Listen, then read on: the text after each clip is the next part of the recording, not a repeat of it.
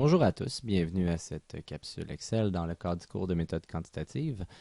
Courte capsule sur la présentation des modifications sur les lignes et les colonnes à l'intérieur d'Excel.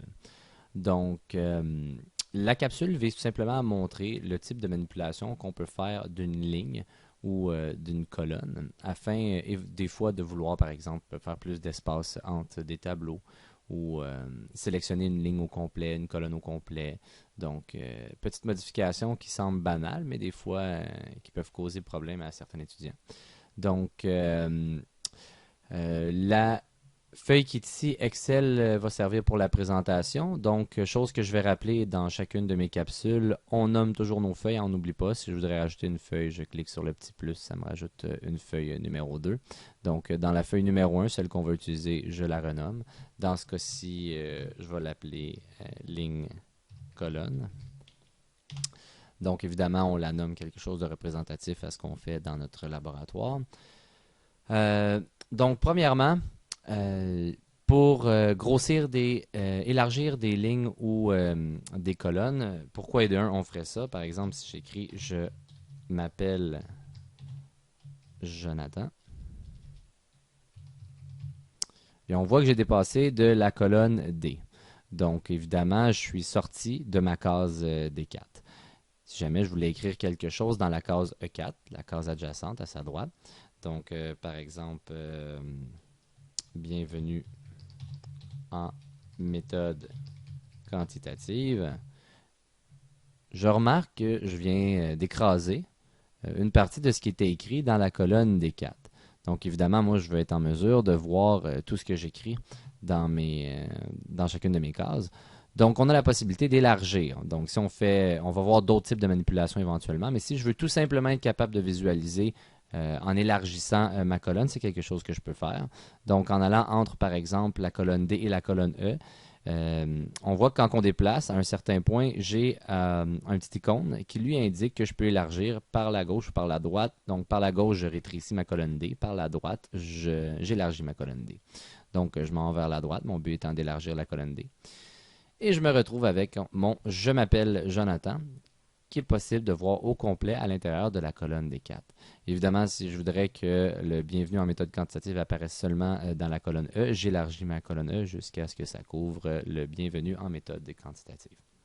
Donc, évidemment, le processus est applicable aussi pour élargir une ligne. Donc, par exemple, je voudrais élargir la ligne 4, je m'en vais après la ligne 4. Et je descends, donc j'ai élargi ma ligne 4. Dans certains cas, quand on va modifier la mise en forme à l'intérieur de la case, donc centrer l'écriture ou écrire quelque chose sur plusieurs lignes, donc ça va être important d'être en mesure d'élargir des lignes et des colonnes. Advenant que je voudrais insérer une nouvelle ligne, par exemple, imaginons que j'ai un tableau ici, j'ai un graphique en dessous, mais j'ai envie d'insérer un espace entre les deux. J'aurai la possibilité de faire ça, donc autrement dit d'insérer une ligne. Au même type, je pourrais insérer une colonne. Donc, je réécris encore, je m'appelle Jonathan.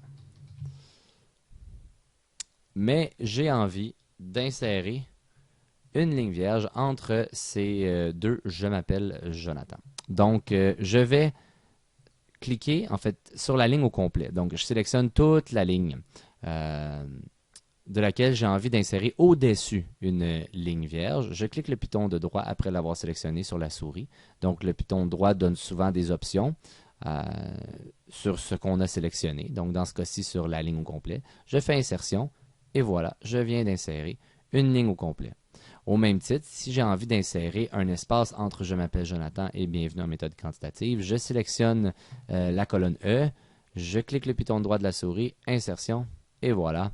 J'ai inséré une colonne vierge entre ma colonne D et maintenant ma colonne F. Évidemment, sélectionner la ligne, la colonne au complet va être extrêmement important quand on va vouloir sélectionner toutes les données.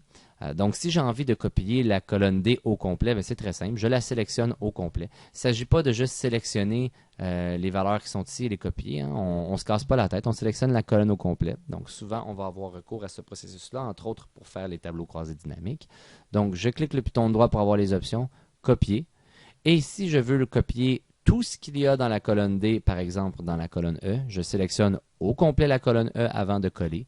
Je clique le piton de droit pour avoir les options et j'ai différents types de collage. Donc, si on veut voir qu'est-ce que ça donne comme collage pour chacun des types, mais vous pouvez l'essayer en laissant juste votre curseur dessus. Donc, on voit le type de collage, donc ça fait juste coller directement l'information. Ça collerait seulement des valeurs numériques. Donc, ça collerait aussi les formules. Donc, on a beaucoup d'options de collage. Donc, c'est dépendamment ce qu'on veut faire comme copie. Donc, dans ce cas-ci, tout simplement, le coller est suffisant. Et je me retrouve avec une colonne E qui est identique à ma colonne D.